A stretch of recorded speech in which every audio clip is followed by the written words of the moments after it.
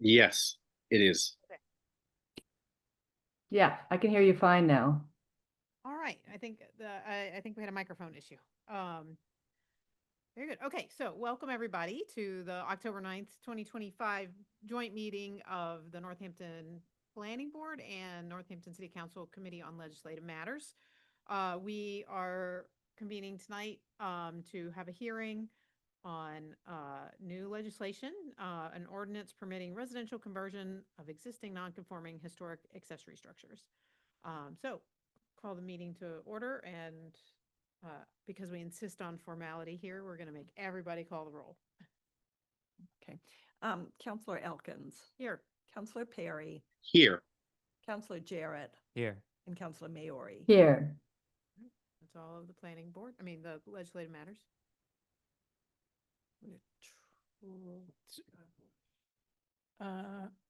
Okay. Member Kohout.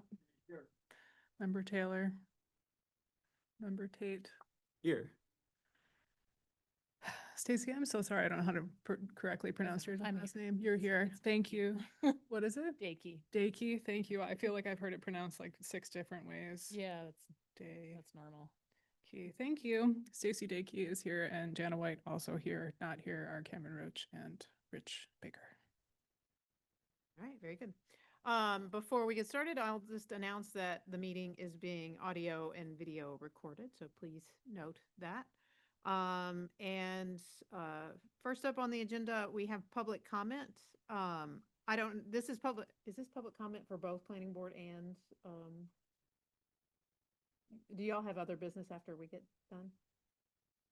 We have a whole meeting and on the agenda, there's public comment after this for planning board. Okay, well, I don't know if I'm looking at the right one, but,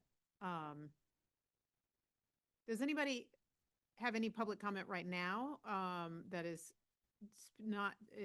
anybody have anything they want to say that's not on the agenda? To speak to the agenda. All right, so we have one person in the room. Why don't you come forward?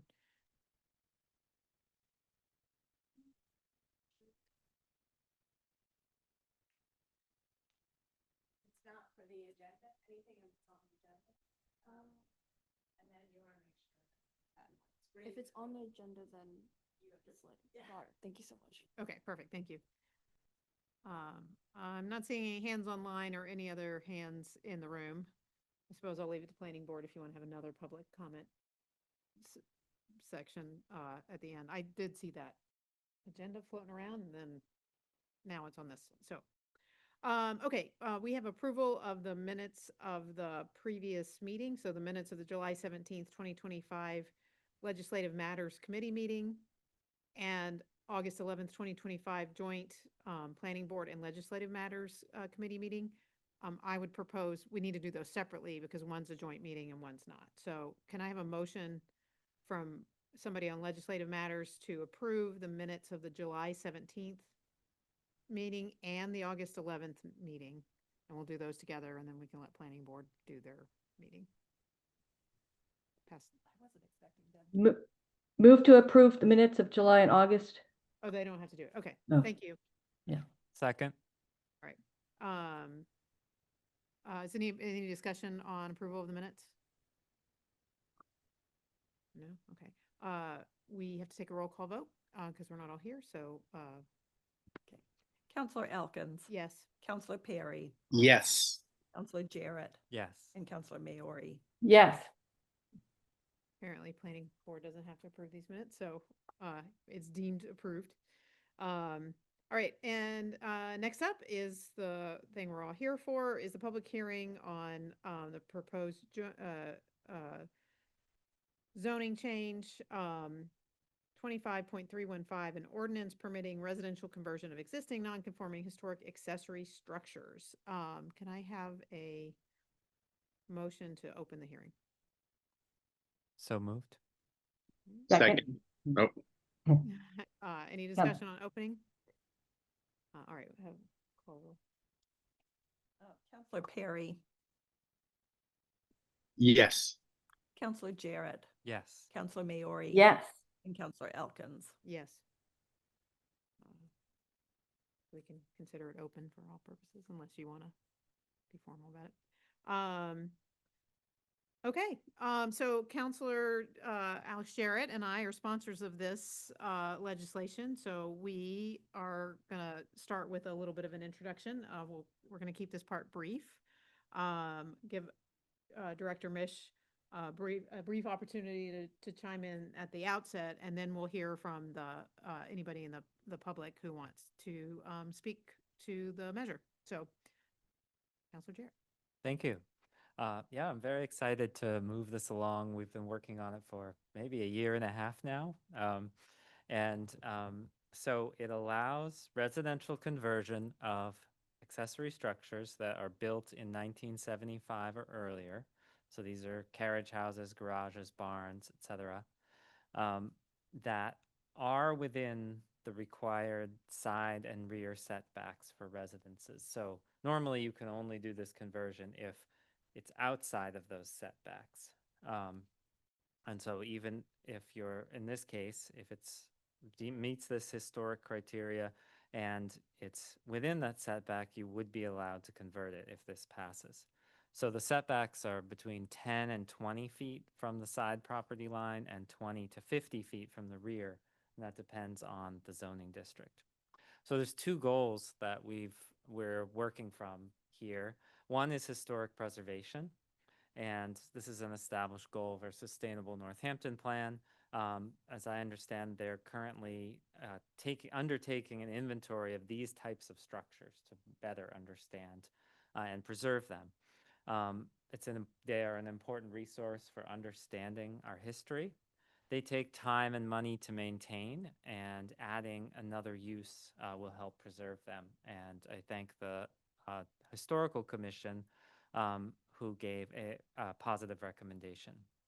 The second is to add more housing, another goal of the Sustainable Northampton Plan, and specifically development that uses existing resources. So that will reduce demolition, that will preserve green space, and like all the development that is done within the existing built-out areas of the city, it promotes a compact development pattern, reducing the per household carbon footprint, allowing for more walkable, cyclable, and public transit accessible neighborhoods.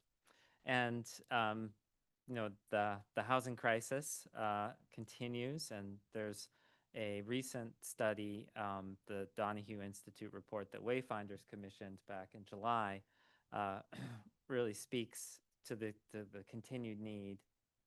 And I think that this is an attempt to find one more piece of a place that would allow for more housing to get built.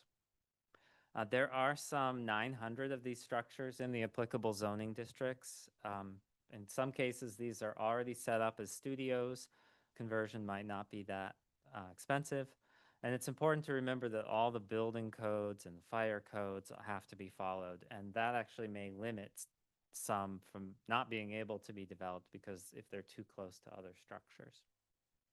The Housing Partnership also gave its positive recommendation. You can find letters from both of those groups, those boards on the agenda. I wanted to just briefly show 3 images of examples.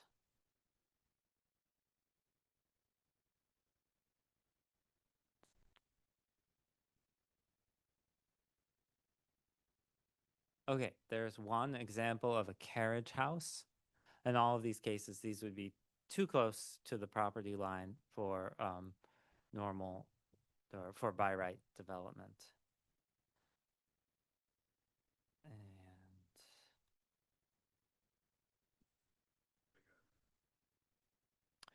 it's not necessarily on it, but it is within the 10 to 20 foot setback. Another example, medium-sized garage. And then this last one is it's actually an 8-bay garage for an apartment building. And it would be conceivable that, for example, housing could be built above it. although within there's a height limit of 20 feet. So it could only be one more story. So those are 3 examples. And I'll turn it over to Marissa. Right. I'm offering just a brief overview of how this amendment operates. So essentially, what we're doing is if there is an existing non-conforming accessory structure on somebody's property, we're going to say, as long as it was built before 1975 and meets certain parameters, that it can be converted for residential use. We don't want people turning their chicken coops and then into, increasing it by 300 times and making it into as a reason to have what would otherwise be a non-conforming residence. So we put in some guardrails, and it's our hope that these will get at the concerns people might have about that.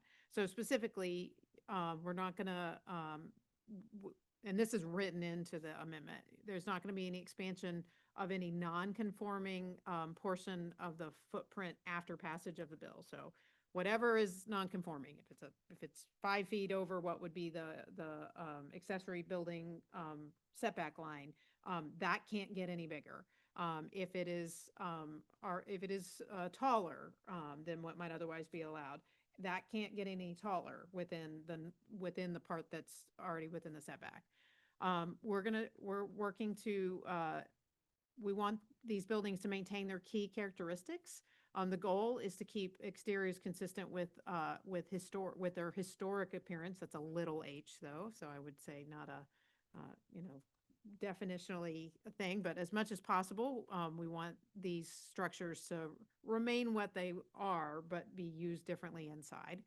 The height of the portion of the structure that is non-conforming shall not be increased by beyond the height allowed for that's already allowed for detached accessory structures, or the existing height, whichever is higher. To get at the fact that there is throughout the city a lot of these buildings that people have to various degrees already converted, maybe not legally, maybe, but are using for certain purposes. We are saying that uninspected and non-permitted additions to the structures built after 1975 cannot be included in the conversion. So if you have a carriage house and somebody back in 1978 added on a not great addition, and it's not good, and it's not permitted, and it wasn't permitted at the time, and it's not built to code, you can't include that in the conversion. Doesn't mean you can't do it, but we're not going to allow this. It's written to not allow things that are simply unsafe to continue to be built out. There is no minimum parking requirement, so it's not going to for any conversion under 1,000 square feet. The minimum footprint of the original structure must be at least 200 square feet. So that's that chicken coop I'm telling you about. And the total number, and the other thing that's important is there's nothing about these conversions that will allow somebody to build more on their parcel than is already allowed under existing zoning. So it doesn't mean you can add more units than would be allowed. It doesn't change the open space requirements on the lot. It simply says if that building was there and it was built before 1975 and it's non-conforming, we're going to let you do some things that here until now, what the city's told you is you can't do that. So that's these things are in the details, and we're hoping we were able to think through as many of the concerns people might have as possible. And so that's the guardrails that we set up. So that is sort of that explanation. Carolyn, is there anything you want to add at this point, or? Sure. I can provide just sort of additional context for where we've come across this in previous years. And then I'll just screen share just quickly. and show you some examples of structures that, let me just zoom in a little bit so it's easier to see. These are examples of structures that have disappeared from the inventory. Some of these are historic carriage houses because they didn't meet the setback criteria, could not be used as a residential unit, and they needed so much work that it wasn't, it wouldn't be feasible for the property owner to put all of that money into restoring these structures unless they could get some financial use, some return on investment. And so these are just a couple of pictures of structures that have been torn down because they needed to do something with them. They were a hazard. And so this is one such structure. And this one is a little funky. I think the historic building is sort of on the left. It's been added, glommed onto over time, but still you can see that original historic character. So that one has disappeared. That was 2023. This is a carriage house that was demolished in 2019 on State Street. Similarly, couldn't be repurposed for residential because of setbacks. Why 1975? I'm sure that. Why 1975? Because I'm sure that really beautiful addition on that on the carriage house was built before 1975. Before 75. Yeah. Yeah. I mean, no, I'm saying the ugly part. Was built before 75. Yeah.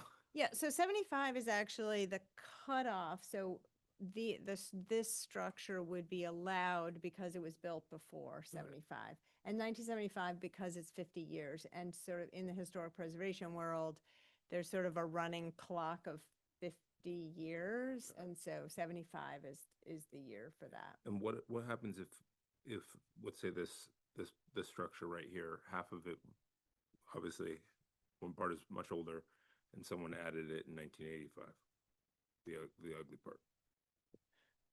There is one more guardrail we actually didn't talk about, which is that 70%, Oh, sorry. 70% of the footprint must have been built during or before 1975. Okay, all right, okay. Yeah. All right, 70% number come from? In consultation with Director Mish, trying to determine a number where we felt like if you added on a little bit and you're not adding so much that you're changing this entire historic character, but not, yeah, it's that line. So do you want to speak to it at all, or? Yeah, I mean, it's trying to figure out the line where the overarching goal is allow reinvestment into historic structures, but so what's an addition that wouldn't overwhelm the existing original building? And so if it's 70-30, then you still primarily have that original structure. So at some point, yes, it becomes arbitrary, but that's sort of the thinking is to focus on that original structure, but knowing that there needs to be flexibility because some of these things are pretty funky and, it might help to have some expansion opportunity. So. That 30% is probably where you're going to put the bathroom and kitchen, right? Yeah, could be. Well, but that's when you do the conversion, like after the conversion, the percentage can change. Is what qualifies to do the conversion in the first place.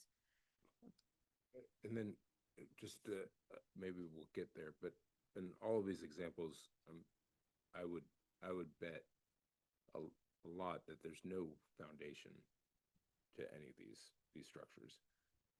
How does, like, before they're okayed to be built, someone comes in, I mean, I've never had an inspector come in and check a house before I start building it. What is there to make sure that someone doesn't just start building a structure that doesn't have a footing that doesn't have, I mean, I have a garage, love to turn into something. It has a 6-inch slab, but you definitely not building a house on it.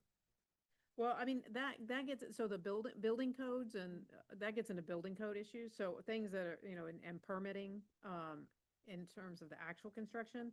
So I mean, you could take the footprint of this and as much as possible, maintain the exterior of it. But if the building's not gonna pass inspection Got it. without changes, this doesn't do anything to that.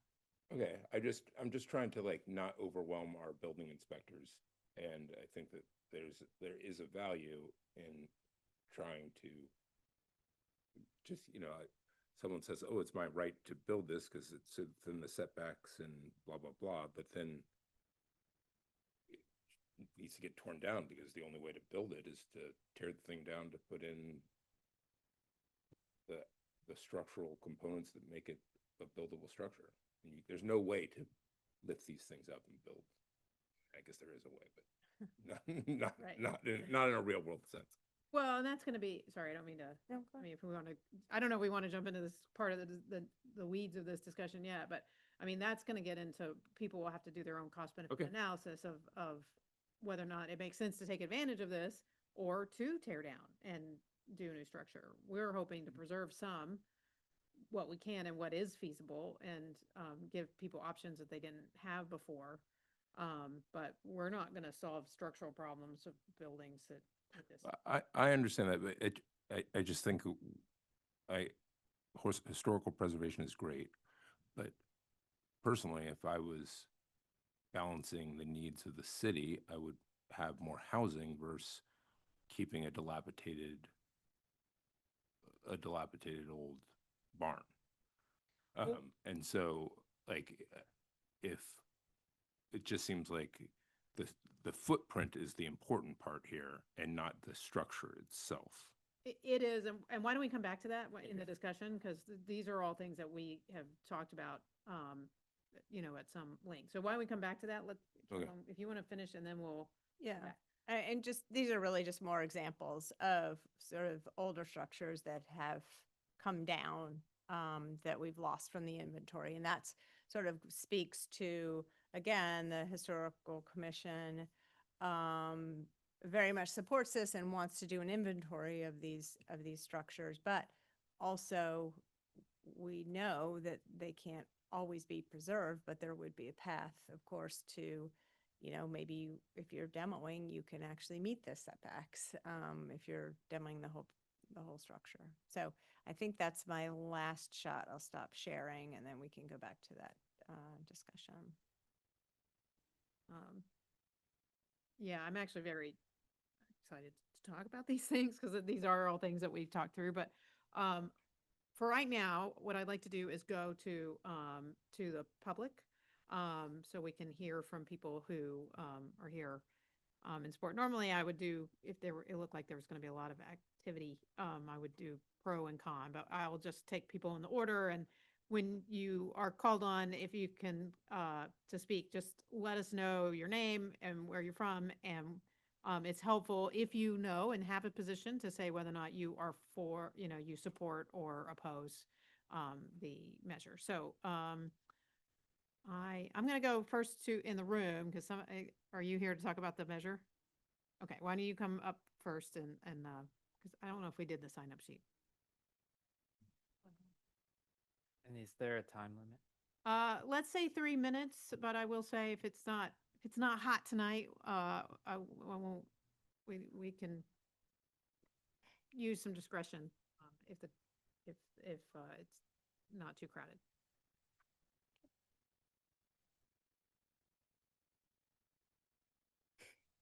All right. Good morning. No, not good morning. Good evening. Good evening. I'm Helen Tajarian. I'm a 17-year-old resident in Sunderland, but I go to school here. I'm a senior at Northampton High School, and I'm in support of this resolution. So I'm employed as a paid intern at Valley CDC, and I also serve as the vice chair of the Northampton Youth Commission, where I'm vice chair and I also lead our housing and sustainability subcommittee. So while I'm not speaking on behalf of either organization, I have had a lot of really positive discussion with my fellow constituents. about this ordinance. So I'll keep this short because Councilor Jarrett and Councilor Elkins have already like given really excellent summaries of what this ordinance is about and all the positives. But Massachusetts has an ample architectural history of historical buildings, and Northampton is one of these places. We have, as you said, 900 historic buildings, and that affects around 20% of the population. This ordinance is really refreshing, I personally feel, because of its perspective on preserving these structures and the innovative ways in which it helps address our housing crisis from multiple different angles. Upkeep of historical buildings requires a lot of time and money, and so I really appreciate how this adding these additional residential uses brings in revenue that increases the likelihood of actually being able to preserve these buildings. Also, the conversion of these historical accessory structures to residential use also allows for new housing to be created without all the demolition and also preserving green space. So it's aligned with the Sustainable Northampton Plan, which I personally feel really strongly about in terms of balancing and incorporating sustainability and housing. And then it also promotes a compact development pattern, which increases walkability and it reduces sprawl and all these different positive things. So overall, like, it gives a code compliant alternative to people who want to convert and rent out historic accessory structures, because in the past it's been a problem where people have not done this in a code compliant manner. And it addresses a really important housing need in a way that's well regulated and intelligent. So I extend my gratitude to Councilor Jarrett and Councilor Marissa Elkins for bringing it before us today. Thank you for your time. Thank you. And also, thank you for coming to talk about these issues. It's been nice seeing you here. I'm going to go to the interwebs and have SS Cable. Let me see. Hang on. Hang on, Summer. Done cover the button. Hi, thank you. I'm Summer Cable. I live in Florence. In August, my father passed away, and because of the ever increasing cost of living and the cost of housing all over the country, my mom is not in a position to live on her own. But we are very lucky because we can welcome her into our home, but we are going to become a family of 6 with 3 cats and a very large dog. And for a long time, my husband and I have wanted to build an ADU to accommodate either my parents or our kids as they move into adulthood, but the cost of a new build has really been prohibitive. But with this zoning change, we would be able to turn a kind of like not commonly used outbuilding on our property into a functional living space, either for my mom or for one of my kids, or maybe 2 of my kids. And it's a really important thing that you're considering right now. So renovating this building could mean extended privacy and independence for my elderly mother. It could provide housing for 1 or more of my boys when they go to college, or it could potentially allow for my husband and I to age in place safely in the coming years without worrying about being priced out of Northampton. This will significantly lower the cost of a renovation for our situation, and it's going to make all of these potential visions attainable for us. And I think it's really important to think about the idea of a return on investment as something broader than just renting out or doing an Airbnb with a renovated space, because I'm going to spend $3,000 in the next month flying out to Oregon in order to pack my mom's stuff up and then bring her back. And the amount of money that it will cost to care for my mother as she ages from across the country is so much higher than it will be to renovate this little ADU or potential ADU. And it will also save a great deal of stress and anxiety. It will just bring a lot of peace of mind to my family. So I'm really excited about the idea of sensible changes to the city ordinances like this one, which would allow for more intergenerational living and make our children's hometown someplace they can afford to stay as they grow into adulthood. So I really thank you for thinking of this. Thank you, Summer. Thank you.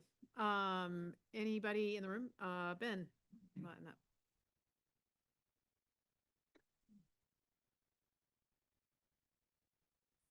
Hi, everybody. I'm Benjamin Spencer. I live here in Northampton, and I'm just here in support of this ordinance. I think it makes a lot of sense. I really appreciate that it was given all the thought that's clearly gone into it, and I think to address the housing crisis. We just need to have as many options as possible, as many tools in our toolkit, and this is one more. So I congratulate the counselors who put this together, Alex Jarrett and Marissa Elkins, and I'm looking forward to seeing what people do with these amazing outbuildings that are in our city. And it's nice to see that there's more reasons to keep them because they are a very special part of our cities. Thank you. Thank you. Online, we have Gwen Nabad.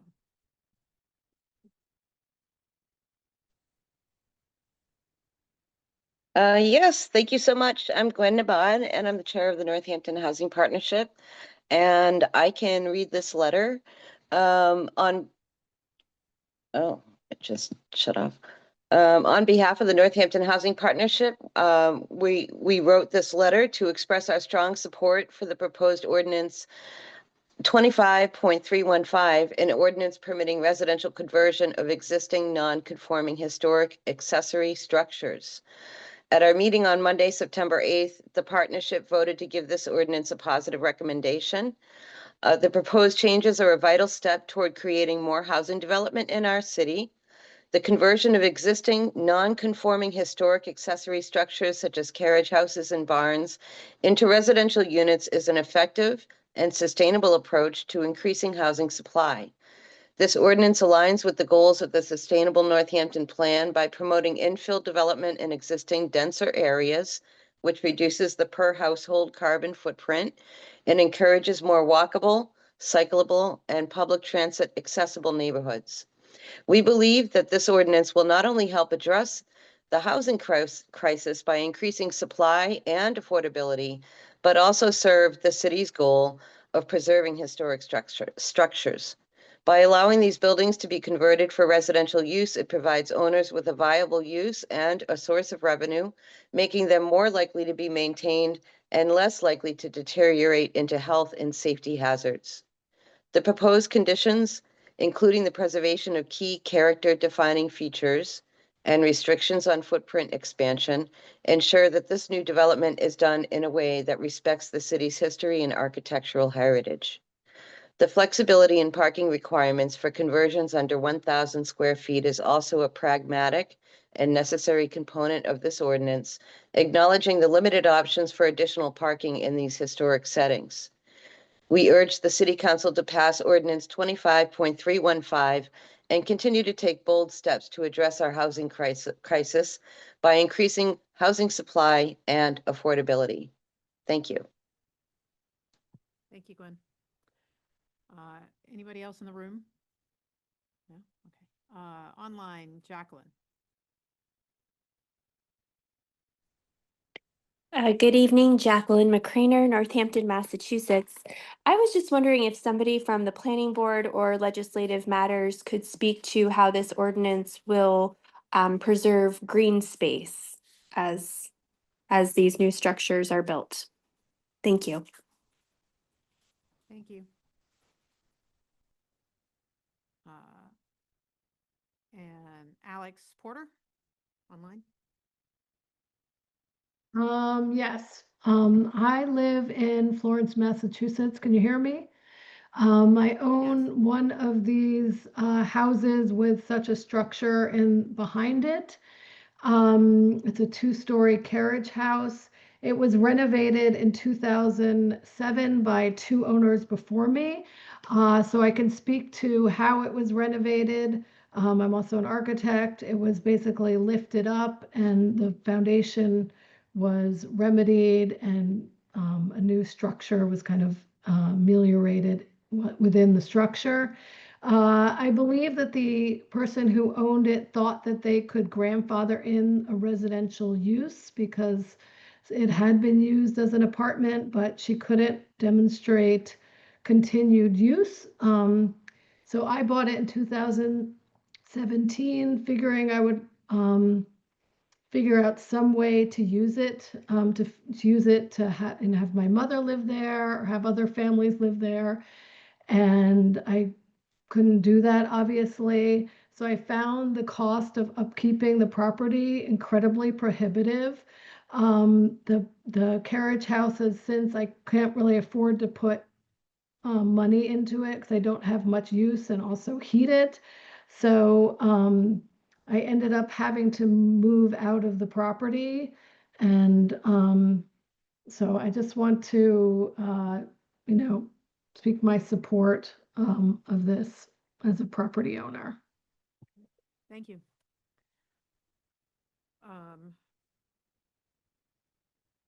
Anybody, we just had somebody join us, so I don't know if she's gonna want to speak, but does anybody in the room want to speak to the measure? The historic preservation, the historic building, okay. All right, and last call for anybody, well, maybe not last call, but anybody else online right now? I'm not seeing any hands. So yeah, so let's talk. The one question I heard was Jackie McCreener's about how does this preserve green space? Alex, do you want to tackle that or? Sure, yeah. So we're encouraging the reuse of an existing space where rather than building on open space. And so, if you have one of these structures, you could tear it down, but you can't actually build on whatever segment is in the, not within the required or outside of the required setback. So you might just build a new structure, a new ADU instead. And you're probably that will reduce green space. You may have to cut down trees. So it's just simply the reuse of an existing building.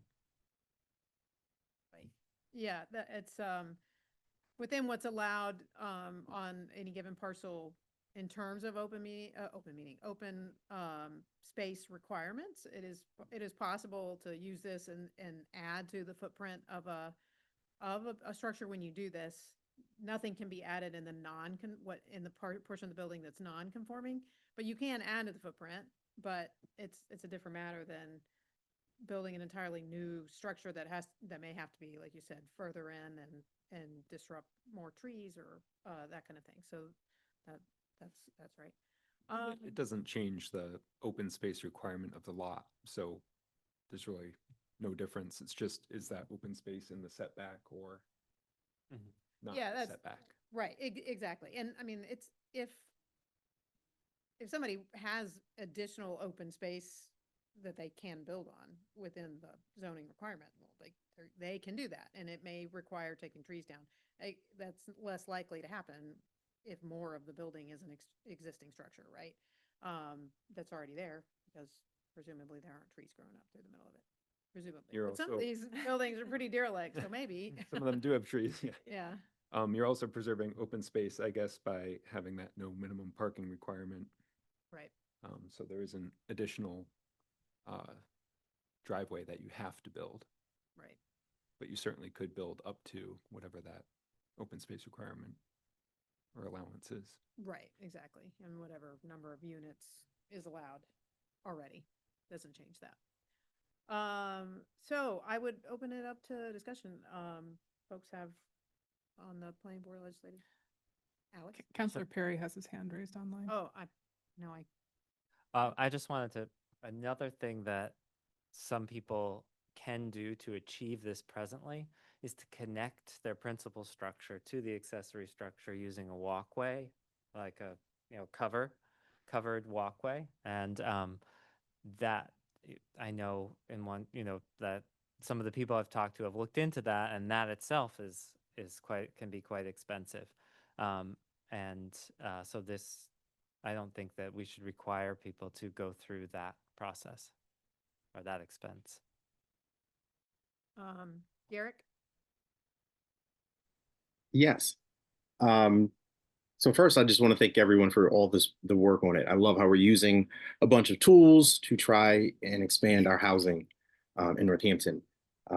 Alex actually, or Councilor Jarrett, answered a question that I had about whether or not these had to be separate, if they were close enough that they could be connected, and how prohibitive it would be. But my real question is, looking at this talk about key character defining features. I love the idea that we're trying to keep the history of Northampton present here, but also build upon the future. So I'm wondering, what are we talking about in terms of they shall be, what does it say? Shall be preserved to the extent feasible. Um, what does that really come down to? Um, yeah. Can answer. So that term is pretty common. It's in the code already.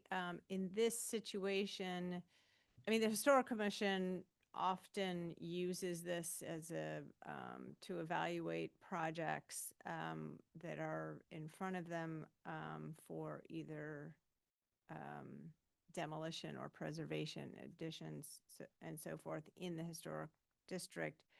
The language here specifically is not meant to be sort of hardened by sort of the standard historic preservationists under that rubric.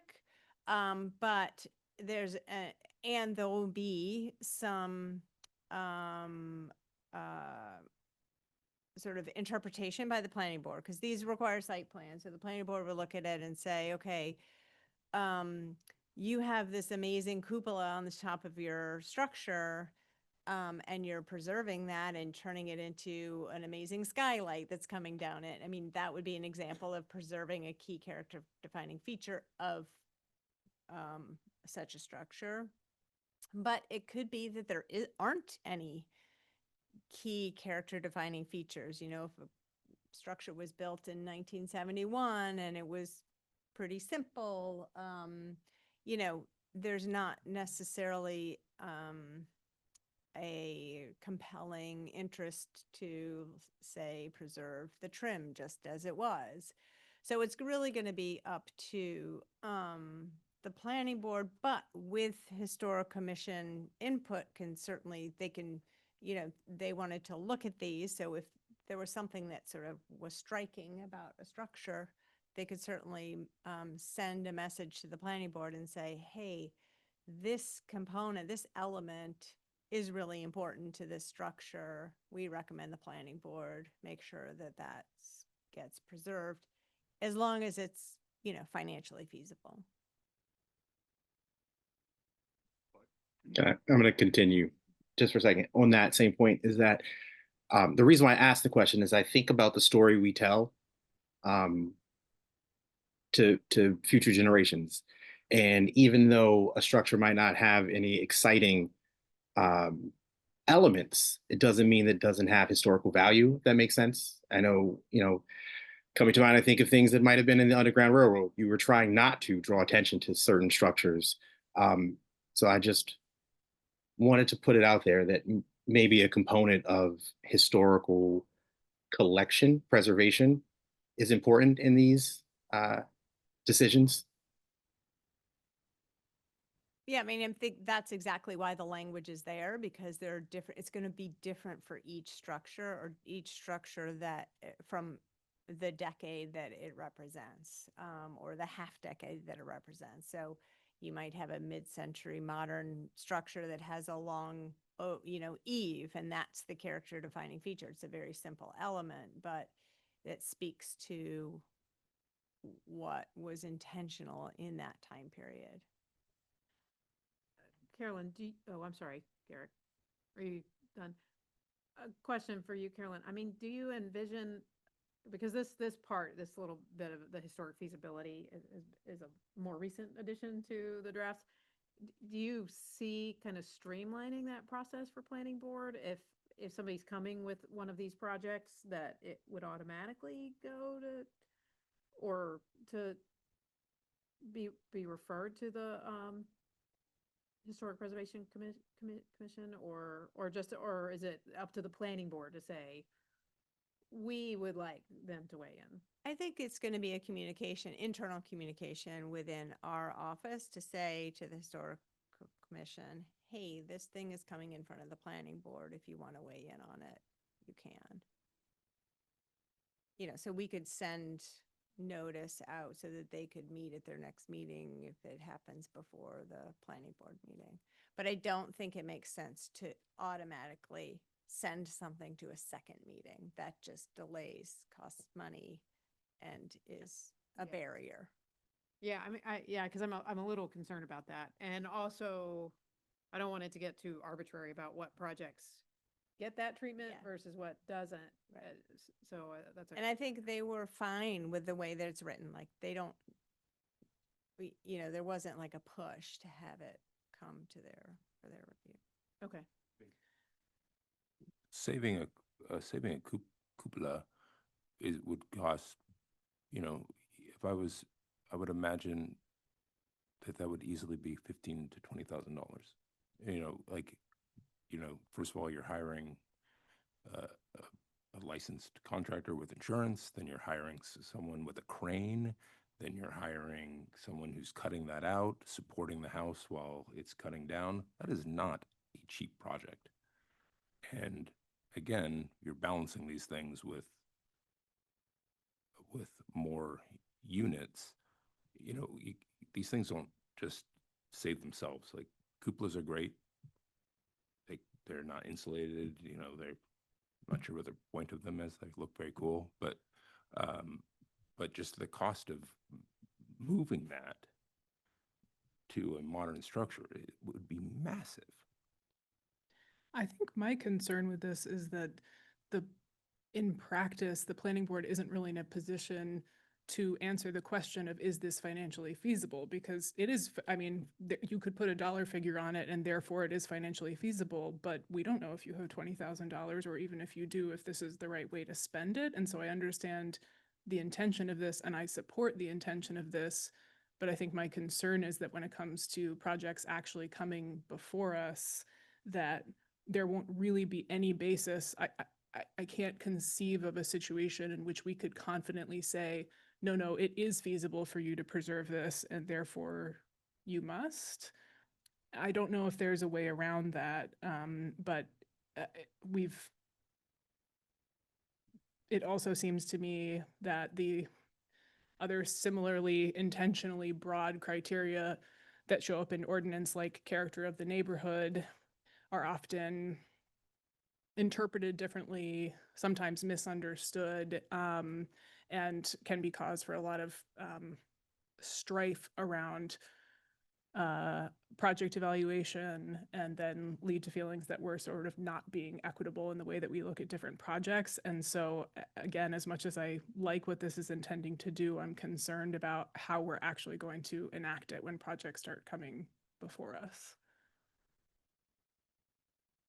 And there could be historical features such as cupolas that are at odds with the stretch energy code and, R60 roofs or whatever. So where do we also fit in with the building inspector and energy codes? What's that? I thought they lowered that. I don't think it has to be R60 anymore.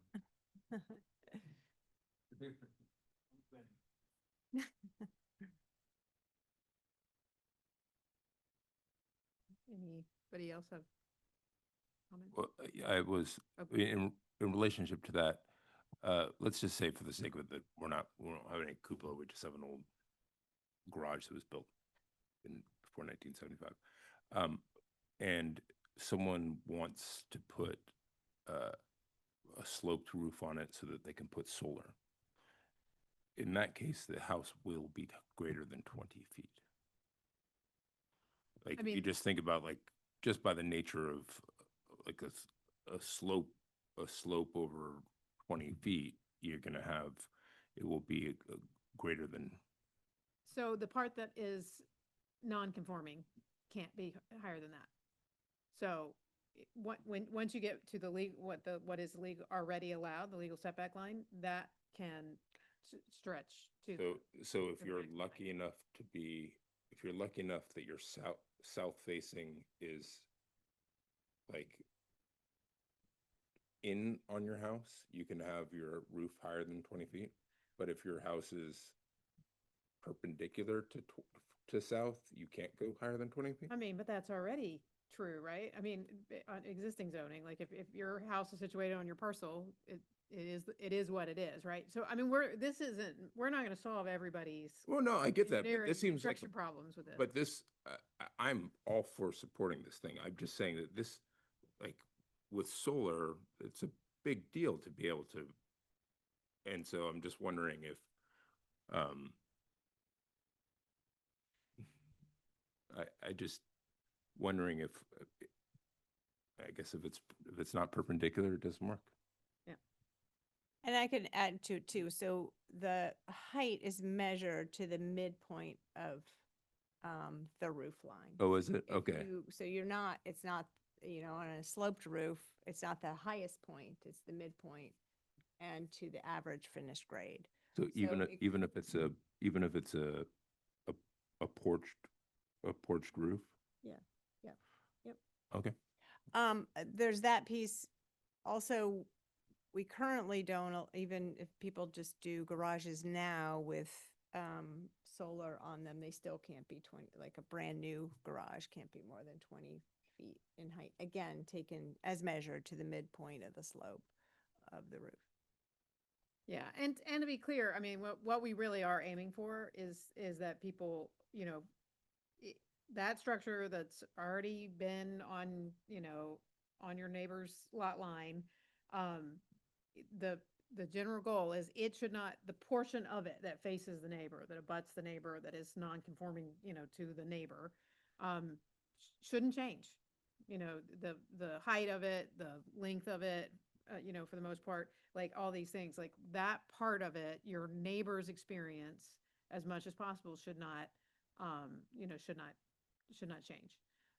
You can do this and do this conversion and build into your property as much as allowed by open space requirements and all that kind of stuff. We want to give people that kind of flexibility, but we also don't want people to tear these buildings down if they don't have to and they don't want to. So that's really what we're going for. I will say when we toured around the city looking at for examples of these, so in my neighborhood, our next door neighbor, their accessory dwelling or accessory structure was a broom factory in like the 1860s or 80s.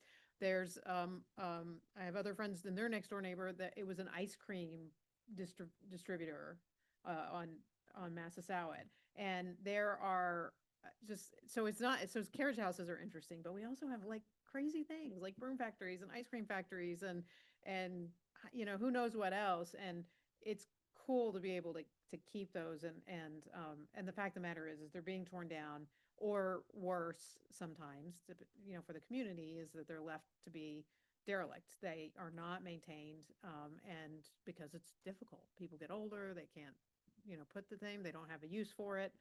Worst case scenario, we heard from Ms. Porter, is she left, she found another property that better suited her needs because she couldn't do this. So it's those kinds of things. We want to allow people the flexibility to do more, and specifically more that means places for people to put their heads and sleep.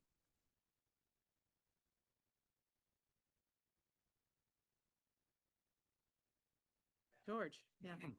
I want to clarify a little bit that situation where the homeowner decides this this building isn't deemed worthy enough to renovate. It's just too much money, so they decide to take it down completely, and they're left with a pad on their lot.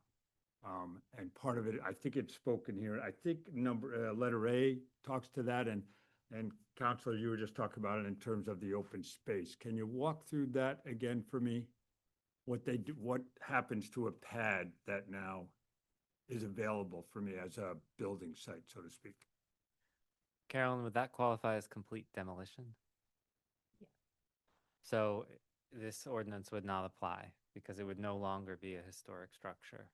So that pad is there, but you can only build within the regular by right footprint. Can they expand into the yard? Or because there's no historic structure, they can't use that footprint and expand into the yard as like an ADU? They can't use the footprint. They can't use the footprint at all. Yeah, you can't, we can't have ghost buildings. Like, we're not gonna have, we're not gonna have somebody who takes their non-conforming chicken coop and then builds 300 times around it and expands the non-conforming part and the thing. If that's what you have, you should tear it down and you should build a conforming structure. And if you can't, so that's it. You just can't do it. Okay, no, but you can do it. You can tear down the structure and you can remove the pad and then you can make an application to build another unit Oh, and the right setbacks and all. Yeah. Okay, I just wanted to clarify that piece. Okay, yeah, you don't have to keep a pad or as a long as you foundation. get a demo review. Yeah. Correct. Yeah. Are we all, another question, are we only speaking of residential uses here? Could someone have a mixed use? Could someone renovate this and have mixed use on that existing historic building? Well, it's already the case that a lot of these buildings are okay for accessory or are not non-conforming for accessory structure. They're just non-conforming. I mean, this isn't true of everything, of course, but there are a lot of buildings that are okay as accessory structure buildings. So they could be made a studio already or a garage or already a function as a garage, This is about the residential conversion, which has further setbacks and other requirements. I think what he's getting at is potential mixed use, and I know that we do allow home office in some in residential districts. So would a residential conversion then allow for home office as the rest of the lot would, or would that be limited in some way? So you could always have a home office as part of a unit. So as long as it's not more than 40% of the unit of the residential component, right? So that's allowed everywhere in the city. The other, something that's not a home office or home business is only allowed in certain districts. So URC allows mixed use, and you could have a separate unit that is sort of a non-residential unit. This ordinance is really just about creating residential space. So if in the scenario that you live in the urban residential C district, and you have a garage that's on the, doesn't meet the setback, so it's closer to the lot line, you wouldn't be able to convert it to a commercial use because it doesn't meet the setbacks. So this is just about converting to residential use. But that's in a scenario where you have a completely separate, not home business.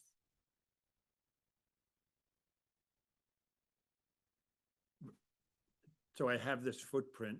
Part of it is conforming. A big portion of it is conforming. Another portion of it is not conforming. So I can expand the part that is conforming to a certain size and use that for both residential and perhaps a home office. You can always have a home office. Okay. Yes. Can I ask just one question about parking? I wasn't here for the last joint meeting where I think the parking requirements changed. I don't know, has that been enacted? Is that Well, the parking official? minimum Yeah. change. Is that official now? It is.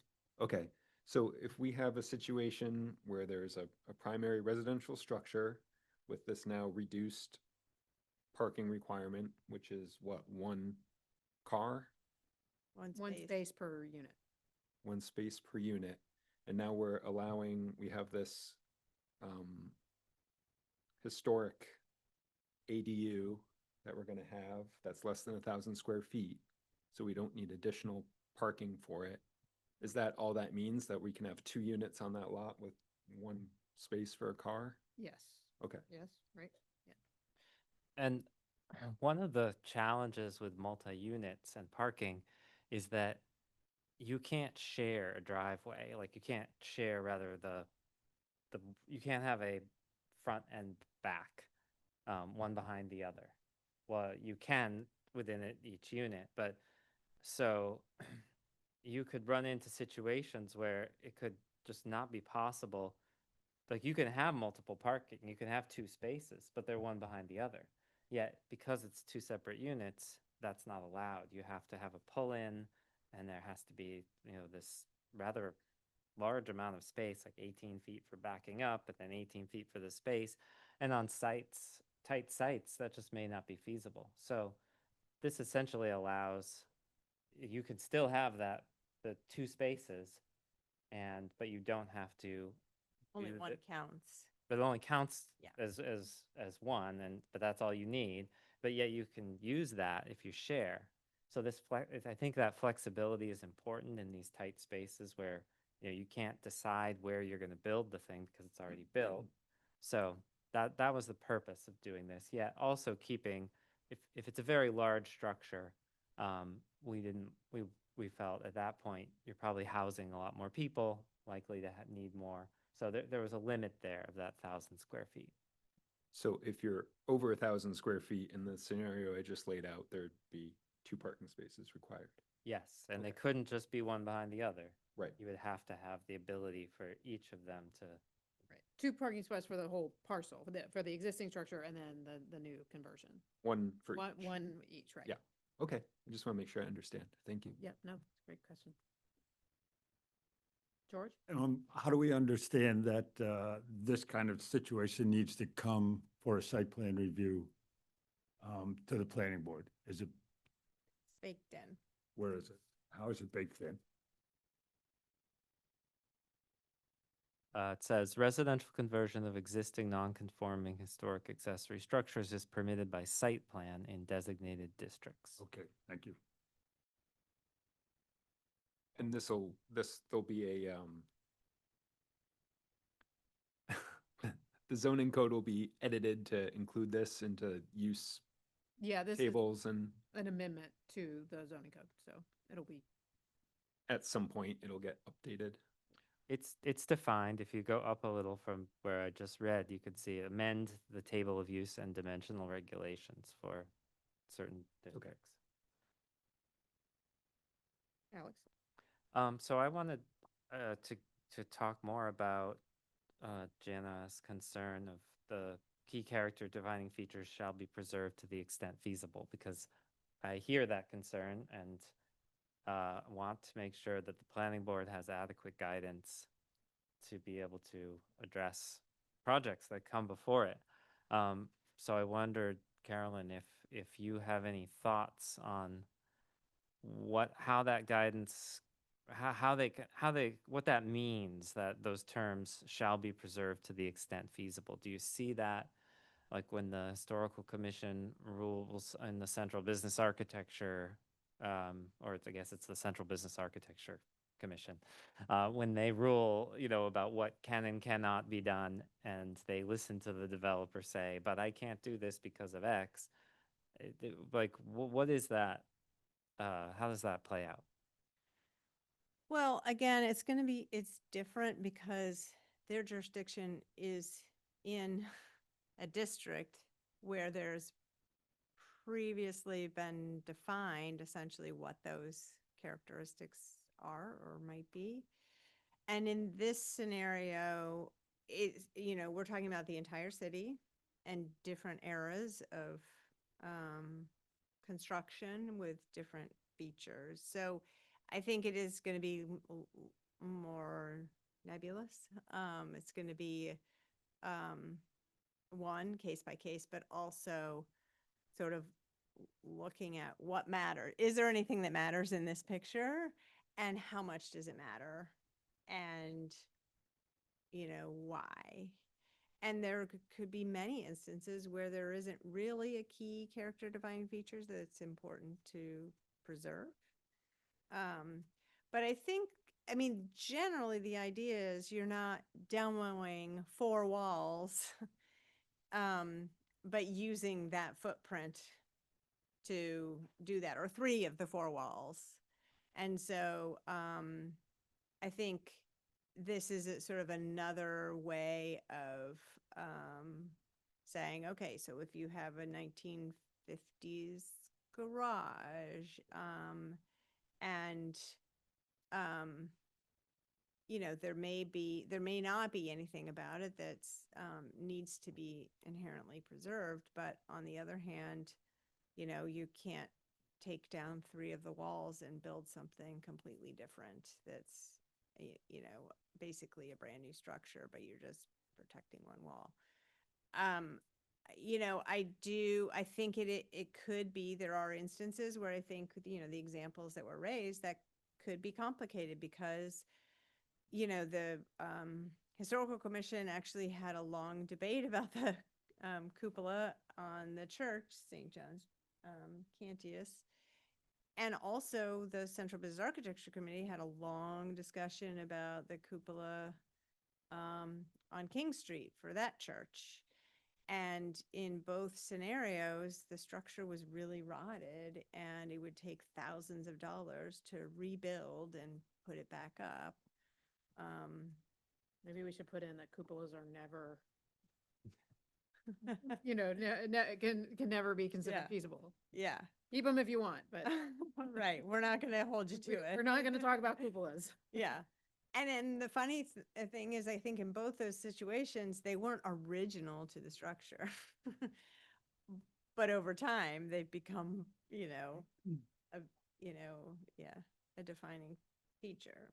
So I think it could put the board in a situation where there's debate about, from the applicant saying, you know what, this is so much, I'm not going to recoup to be able to rent this unit because, and similar to the situation we're in now, where even construction costs so much that some people aren't even going to be able to recoup rent or sell a unit because, and that's why banks aren't financing things, is because things are so expensive.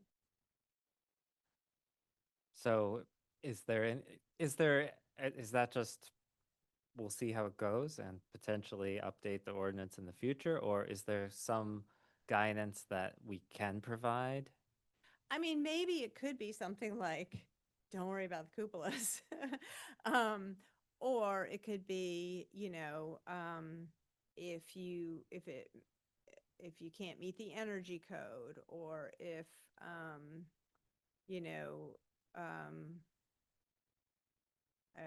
somebody said something that sort of was triggering my thought about other sort of carve outs, but you could also either leave it and see how it goes or exclude certain things,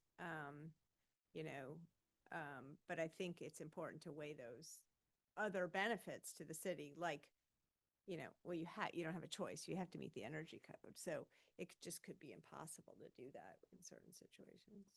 Like, for windows, somebody might say there's beautiful trim on this window, you need to preserve it, but it's single glazed, and then you have to put in a lot more work to make it meet the energy code requirements. And is that enough to, say, no, you have to keep this window, or can an alternative be found that sort of speaks to that defining feature, but maybe a triple glazed window instead or something? In the interest, because I know you guys have more business, I might suggest entertaining motions, and I'm particularly interested in planning board, if there is a motion to, for positive, negative, or neutral recommendation, but with some guidance. We have time to work with that as well. Well, something that comes to mind for me, and I'm interested, Carolyn, in your thoughts on this, is the phrase "shall be preserved to the extent feasible." Is there a way that we could provide guidance to applicants that they could show us, we have seen that these are key characteristics, we have evaluated whether or not they're feasible, and we can speak directly to that? I don't know how prescriptive to get, but the example about the windows, like we know, and the applicants know ahead of time, the kinds of things that we're thinking about and how they can clearly demonstrate that they've evaluated that it isn't feasible, as opposed to coming forward and just saying, well, we didn't, it just seemed like it was going to be expensive, so we decided not to do it. Like, is there some shared language that we can be using that would help us have these conversations in a more structured way? as a suggestion, it seems like feasibility could be more objectively defined by something along the lines of feasibility in terms of sustainability, like does or does not, makes it impossible to meet the stretch code, seems pretty cut and dry. Also maybe some percentage of the construction costs, maybe, like is come up with a figure that is like it's just too much. It's unreasonable to ask people who are not in a historic district or whatever to make this part of the project. Yeah. I so feel it's like a couple more like than within 10%. sustainability seem like the couple of Doesn't increase the cost by more than 10% or some, or whatever the percentage is, something like 10%'s that. a lot though. Depending on the I don't know what project. the number is. Well, now it's like 200,000 at the drop of a bucket, so I mean, just. Is there any way to add something to the application form so that it prompts people or their architect or their builder? I mean, that's the other piece is, like, I think, I think guidance about maybe cost and energy code, and then, we're always there to, encourage the applicants to meet each of these things and to say, okay, to show this, you're gonna have to, come up with your cost estimate or why this feature on your particular thing doesn't make sense, but make sure you bring that rationale to the board. I mean, we do that now for all sorts of criteria that are in the zoning that, the applicants need to show that they're meeting or not meeting.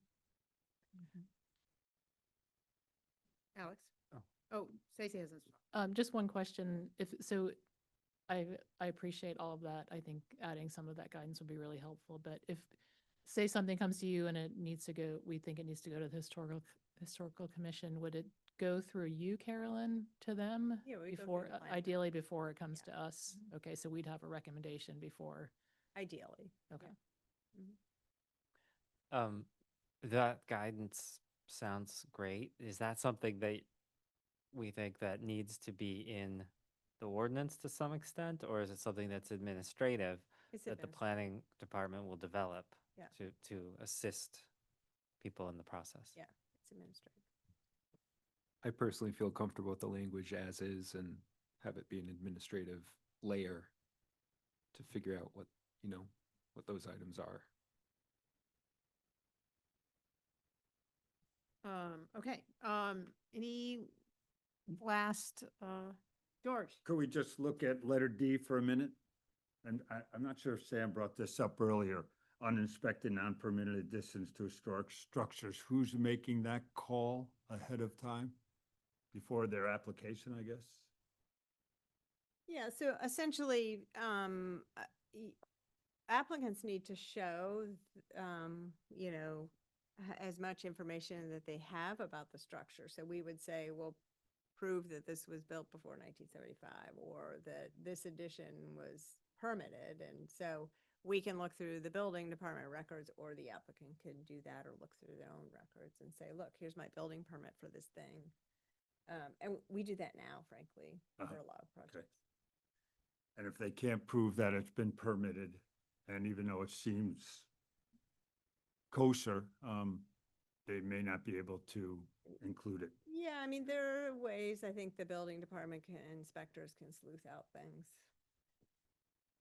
So a question about this. So the uninspected, if a portion of it is not inspected and not permitted and so is deemed not, that affects it seems like it affects two things. The 70-30 part, the 70-30 percentage as to whether or not it qualifies in the first place. So like if there's a janky non-permitted addition that was added after 1975, but it's in the conforming part of the footprint, let's say, but the planning department says that's janky and it was built illegally and it's going to fall down. And so then now it's not 70%. Well, then it would be 100%. It's just that footprint. Okay, I think I answered my own question. Then the non-conforming, and what it can't add to the non-conforming part at all, right? Like, okay. I think we found when we were developing all this that it's very easy to kind of talk yourself into circles around this issue. We think we've got it to a place that is usable by builders and property owners and the planning department, but So the 70-30 is in the non-conforming area. No. It's in the setback. No, the Yeah. 70-30 is overall, but if you have a bad addition that has to come off, well then, But if it's and it was completely built, out of the if you have a setback, bad addition that was built after 1975, then everything else that's left after you take that is prior to 1975, right? So then it just complies. We're just But- gonna say you can't leave that part of that structure up. but is it different if you have, you have 1,000 square foot building, 700 square feet of it are in the setback, and that's prior to 1975. 300 square feet of it are out of the setback, and that was built after 1975 and not permitted. I think that's gonna take it out of the statute. If something was built non-conforming after 1975, Just Then- 30% of it, and it isn't in the setback at all. That part is in the proper building area of the lot. Item D is pretty clear that if there's any uninspected, non-permitted additions built after 1975, you can't do the conversion. I mean, or you can't convert that part. I don't know how that, I see. So, okay, so the uninspected part is hanging me up. So I'm just saying before 75, after 75. But the uninspected completely kills it altogether. right, it's just for additions after 75, because before 75, I mean, if you have something from a long time ago, you didn't get a permit.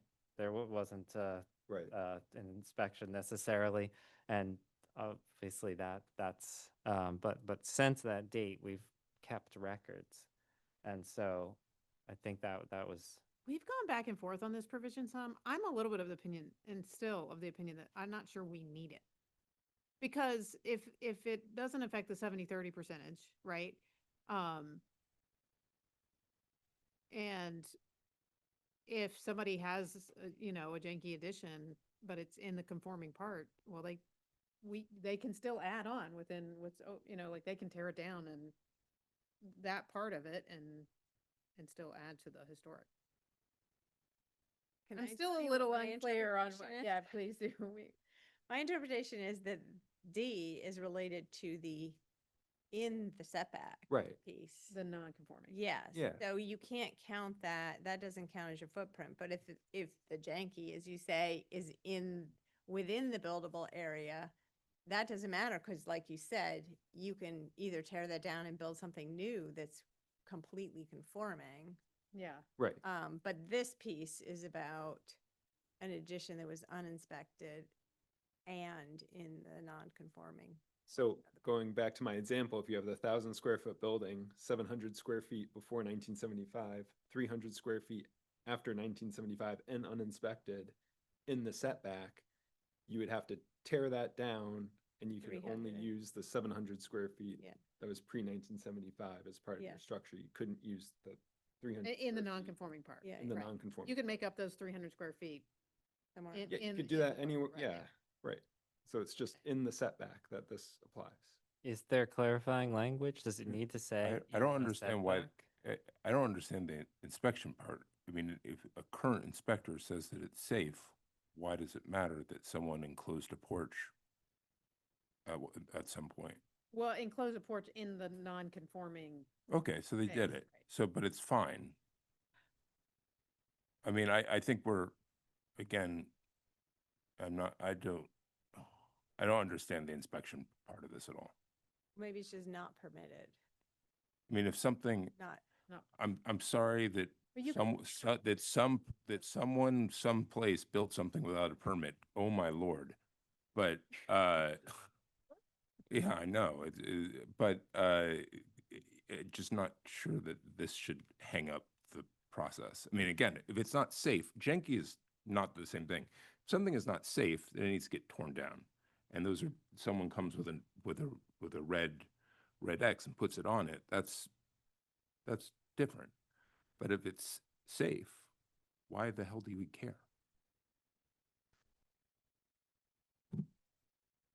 I mean, the regulation police are here, but I'm Yeah. not sure why we need to care. I think the reason is that you're granting permissions to build to put a residential use closer to the property line than is typically allowed. So the idea is preserving an historic structure. So if someone comes along and just sort of informally adds on, whether it's can be safe or not, that wasn't the original historic portion of the structure that existed before 1975. And if it's after 1970, because the other thing about the date of 1975 and part of why we picked it is because that's when zoning we codified. It rough is when we adopted modernized our zoning code. So if somebody $8,000 of lawyer fees that tell me that's not the case, but in Northampton. but then what is the case, Sam? I mean, I'm just telling you, like, things in Northampton, like, I's were not always dotted in 1970. oh no, I agree that, but the codification, like the adoption of the zoning code was around that time. So that's what I'm not talking about whether or not things were always built to inspection and always built in perfect Okay. and all that. I mean, I'm gonna, as a general rule, I'll support it, but I just not sure why we need to put that in. Well, That actually raises a separate question for me related to the 1975 date, which is that, Carolyn, you talked about that there's this sort of running clock of 50 years. So is it just the 50 years or that's dictating the 1975 cutoff, or is it the 50 years plus the fact that that's when the zoning was codified? Because if it's the 50 years, then doesn't this kind of immediately become a little bit obsolete in terms of thinking about this as preserving those historic characteristics specifically? Well, I mean, first, 1975 is just, I mean, that's one lens, right, of the 50-year, and it's not going to roll, so it's not going to, next year it's not going to be 1976, 1977, etc. I think the other, I think that's the primary piece. It also happens to be that we had more modern tracking since 1975 about building permits. Stuff got done informally a lot before then. Okay. and after after our modern zoning code was in place, at that point in time, if somebody builds something and it's non-conforming, well, the building itself was illegal, right? Like not just its use as a residence, not just or whatever. So that was also what our thinking was. It's just like there's a point in time after which if things are built and they can't be residences, they were built to code and within zoning as accessory structures, as garages, we're not looking to expand this statute to those, to this amendment to those structures. We're like, there's something that existed before we conceived of zoning in the way that we have it now. It wasn't built illegally at the time. Might have even been, same same property on it, right? And we want to preserve the building. And so that's so it's two-part. It's historic. We had to pick a date, but then also that's the point after which you're just not going to have examples. You shouldn't have so many examples of non-conforming structures being built in the first place. Got it. Thank you. That's helpful. Okay. So are we comfortable with that, with the language as is? Or is there any clarification needed? Like Carolyn's interpretation is, additions in the setback built. Yeah, that might be a good clarification. So.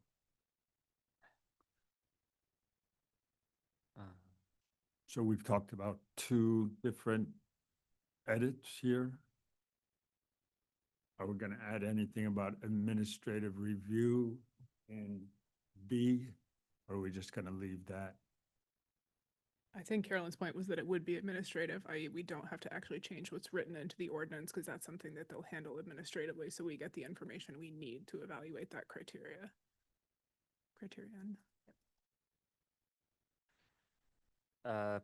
But for D, uninspected, non-permitted additions to historic structures in the setback built after 1975, is that the proper language? Okay. Right. Okay, so so with that, so that's the one amendment. There's not two that we're really thinking of. Okay. Okay. Before I hear motions for recommendations, if there's not more, can I have a motion to close the public hearing? Move to close the public hearing in legislative matters? Second? Roll call. Counselor Jarrett, Yes. Counselor Maori, Yes. Counselor Elkins. Yes. And Counselor Perry. Yes. Do we And have, We would need a motion to close, but we don't need to do roll call because you're all here. okay, I move to close the public hearing. I'll second that. all those in favor? Unanimous. Let the record reflect, everybody raised their hand. Okay, so if there's not any more discussion, I would entertain a motion from legislative matters. Sure. I move a positive recommendation with the change to item D to read uninspected, non-permitted additions to historic structures in the setback built after 1975 shall not be included in the conversion. Second? All right. Any discussion on that motion from legislative matters? No. Okay. Roll call. Counselor Maori, Yes?